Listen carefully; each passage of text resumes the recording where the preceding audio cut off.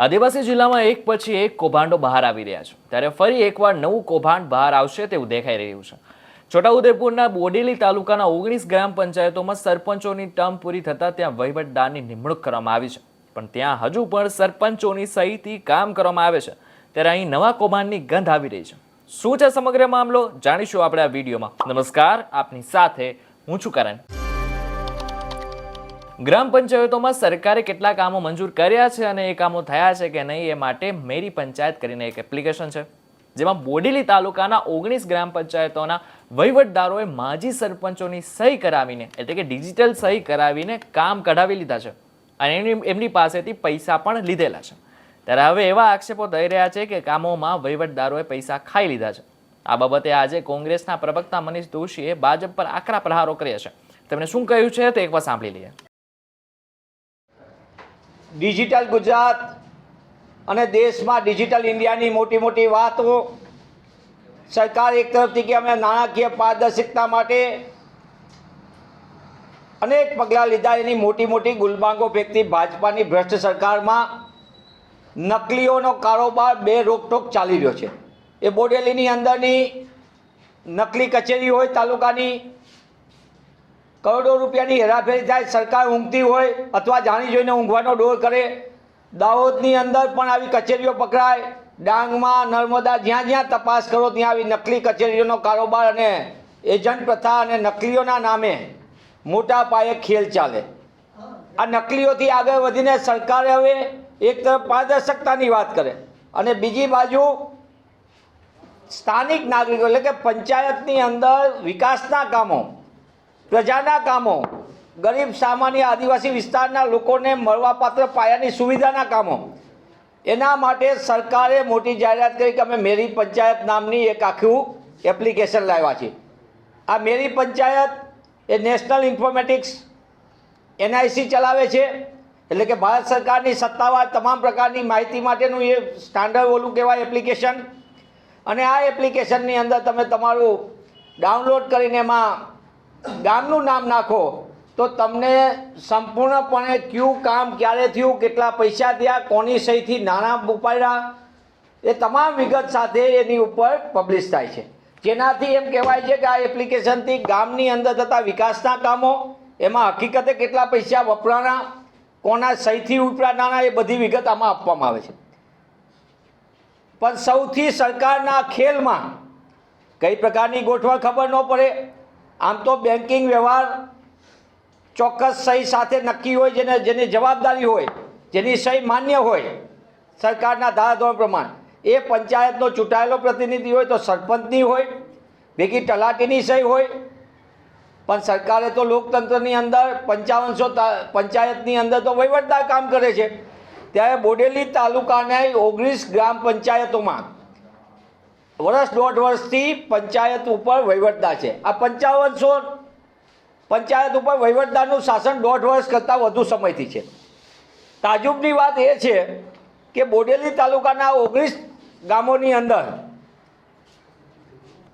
નિયમ મુજબ આ પૈસા જેની ફાળવણી થાય એ કામ માટે, એ મંજૂર થયેલા કામ માટે કોને નાણાં આપવાના, કોની સહીથી નાણાં ગયા, છેલ્લા દોઢ વર્ષથી પંચાયતની સમય મર્યાદા પૂર્ણ થઈ, વહીવટદારના શાસન આવ્યાને દોઢ વર્ષ થયા, આજે પણ માજી સરપંચની સહી NICના પોર્ટલ ઉપર બોલી રહી છે।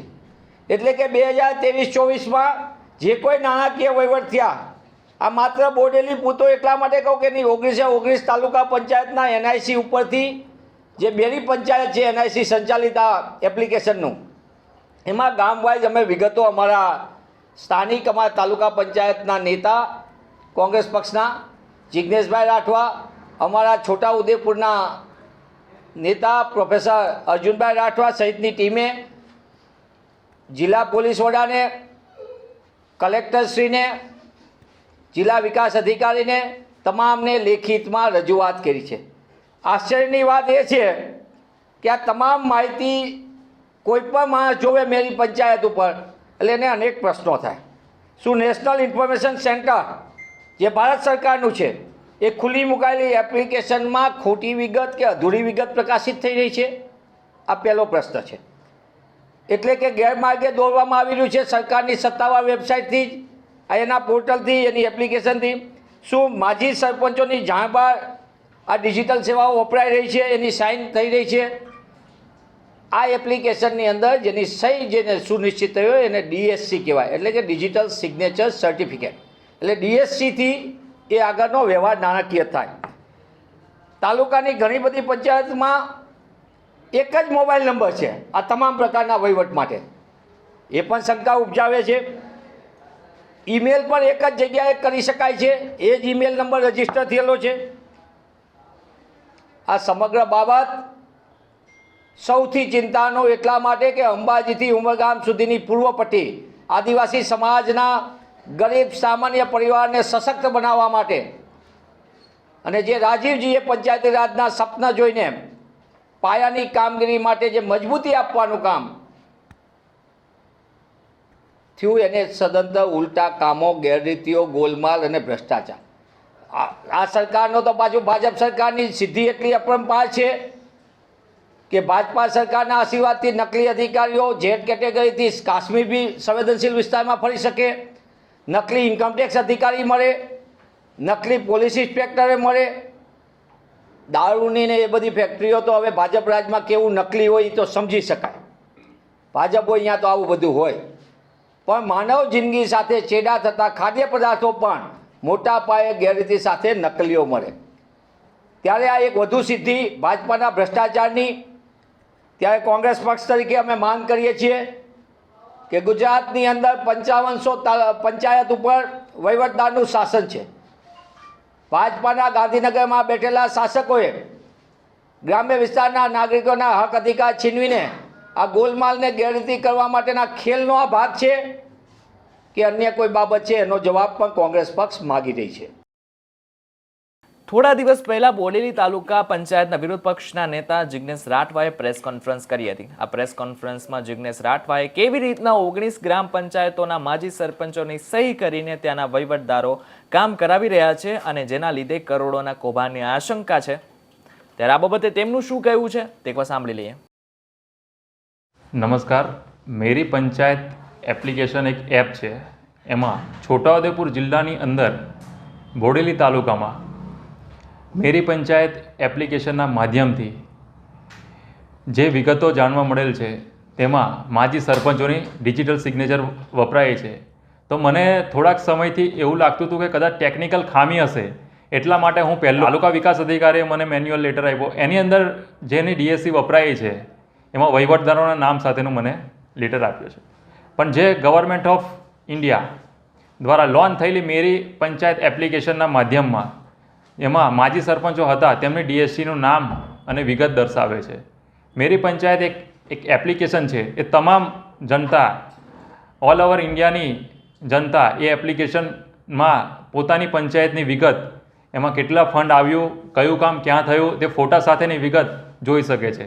તો બીજો એક મને સવાલ એવો થતો હતો કે છોટાઉદેપુરની અંદર જ્યાં BJP વહીવટદારો નિમેલા છે ત્યાં પણ આવું છે કે નહીં, તેવો સવાલ મને થતો હતો. પણ મેં બીજી પંચાયતો બી જોઈ, એની અંદર પણ એવું નથી. ખાલી બોડેલી તાલુકાની 19 પંચાયતોમાં જ આ પ્રશ્ન ઊભો થયેલો છે.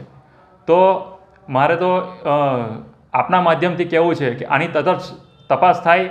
એમાં માજી સરપંચોને તો આની ડિજિટલ સિગ્નેચર કે DSC શું છે તે પણ ખબર નથી. અને જો આ તપાસ થાય તો આખું ફાઇનાન્શિયલી ફ્રોડ જે બીજાના નામ પર થતું હોય તેવું જાણવા મળે છે. બીજું કે આ જે ડિજિટલ સિગ્નેચર છે એ તૈયાર કેવી રીતે થાય છે? તો ડિજિટલ સિગ્નેચર આધાર કાર્ડ ને પાન કાર્ડથી એક આખી ડિજિટલ પેનડ્રાઈવ ટાઈપનું એક કી તૈયાર થાય છે. તેની અંદર જે આ અમુક 19 પંચાયતો છે તેમાં મોબાઈલ ને મેલ ID એક જ વ્યક્તિનું વાપરેલું છે તે તમે બધા જ મેરી પંચાયત એપ્લિકેશનની અંદર જોઈ શકો છો. તો શું અહીંયા બોડેલી તાલુકાની અંદર એક જ માણસ 19 પંચાયતનો વહીવટ કરે છે તેવું સાબિત ચોખ્ખું થઈ રહ્યું છે. અને જો ગવર્મેન્ટ ઓફ ઇન્ડિયા દ્વારા આ નેશનલાઇઝ ડેટા પબ્લિશ થતા હોય તો શું આપણા ભારત દેશમાં આ ડેટા કોઈ પણ વ્યક્તિ જે અહીંનો હોય કે વિદેશનો હોય કે આપણો દેશનો રહેવાસી ના હોય તેવો માણસ પણ આ ડેટા જોઈ શકે છે? આટલી સરસ એપ આ લોકોએ બનાવી છે, પણ આ ખોટું કરવાવાળા કંઈ બી રસ્તો કરીને ખોટું કરી જ નાખે છે. આજે આખી પ્રક્રિયા છે જે મારા એપ્લિકેશનના માધ્યમથી જે બધા વાઉચરો બતાવે છે, જે ટ્રાન્ઝેક્શન, એમાં ડીએસસી મિની સેકન્ડ સાથેનું જે ટ્રાન્ઝેક્શન બતાવે છે, તેમાં મારા 19 પંચાયત ધ્યાનમાં લેતા 1 કરોડ ને 11 લાખ સમથિંગનું વ્યવહાર થયેલો હોય એવું મને જાણવા મળેલ છે. આની અંદર તાલુકા તંત્ર અને જિલ્લા તંત્રના વહીવટી અધિકારીઓનો સમાવેશ થાય. કારણ કે આની અંદર એવું છે કે વહીવટ અધિકારમાં જે લોગિન આઈડી હોય છે, ડીડીઓ સાહેબ જે ગાંધીનગરથી એમને લોગિન કી કે લોગિન આઈડી આપે જે તે અમલીકરણ અધિકારીને, તેના માધ્યમથી જ આ એપ્લિકેશનો એડિટ થતી હોય છે. જિલ્લા વિકાસ અધિકારી વહીવટદારોને નિમેલા હોય છે. તો આખું આ એક ષડયંત્ર ને તંત્ર કમાવા માટે ચાલતું હોય એવું લાગી રહ્યું છે. હોઈ શકે, પણ મારા ધ્યાનમાં એવું આવ્યું નથી. હોઈ શકે, ખાલી પણ બોડેલીમાં જ 19 પંચાયતોમાં આવું થયેલું છે. આ અંગે હું આપણા જિલ્લા વિકાસ અધિકારી, કલેક્ટર છોટાઉદેપુર ને એસપી કચેરી, એસપી સાહેબને હું આખું મેમોરેન્ડમ તૈયાર કરીને આપ્યું છે કે કેવી રીતનું આ થયેલું છે. આ પાછળ જો તપાસ થાય તો વધુ પડતી વિગત અને જે કૌભાંડ બહાર આવે એવું છે. હું એમની ચર્ચામાં મેં લેખિતમાં જ આપ્યું હતું કે બોડેલી તાલુકામાં જે 19 પંચાયતોમાં વહીવટદાર છે, તે 19 પંચાયતોમાં વહીવટદારની નિમણૂક થયેલી છે, તેમાં ડિજિટલ સિગ્નેચર કોની વપરાય છે? તો તાલુકા વિકાસ અધિકારી મને મેન્યુઅલી લખીને આપેલું છે, લેટર આપેલો છે કે અમે વહીવટદારોની જ આ પંચાયતમાં નામ સાથેનો લેટર આપેલો છે કે અમે વહીવટદારોની વાપરેલી છે. મેરી પંચાયત એપના માધ્યમથી જે માજી સરપંચોના નામ સાથે અને એનો સમય બી બતાવે છે, ઓફિસ એમનો સમય બી બતાવે છે. એટલે આખું આ કેવું છે કે જે માજી સરપંચો છે એમની ડિજિટલ સિગ્નેચર વપરાય. કેમ કે મેરી પંચાયત એપ છે એ એવી રીતે ડિઝાઇન કરેલી છે કે તમે જે ડિજિટલ સિગ્નેચર વાપરો, ધારો કે 2 વાગ્યા હોય કે રાતના 7 વાગ્યા હોય, ગમે ત્યારે બી વાપરો તો મિની સેકન્ડ સાથેનો ડેટા ઓન ધ સ્પોટ ત્યાં પબ્લિશ થઈ જાય છે. એ તપાસનો વિષય છે. એ લોકો કામો એમાં મેરી પંચાયત એપ્લિકેશનમાં એવું છે કે જે કામો થયેલા છે એમનો ફોટો બી અપલોડ કરવાનો હોય છે. એમાં ફોટા તો એ લોકો અપલોડ કરેલા છે, પણ તપાસ થાય તો વધુ વિગત બહાર આવે એવું છે. આખી ઘટના એવી છે કે જે વહીવટદારો નિયમા છે, જે આ ચૂંટણીનો પંચાયતી ચૂંટણીનો સમયગાળો પૂર્ણ થયા પછી જે વહીવટદારો નિમ્યા છે એ પછીની આ અંદાજિત 1.5 થી 2 વર્ષની સમયગાળામાં આ આખું પ્રકરણ થયું છે.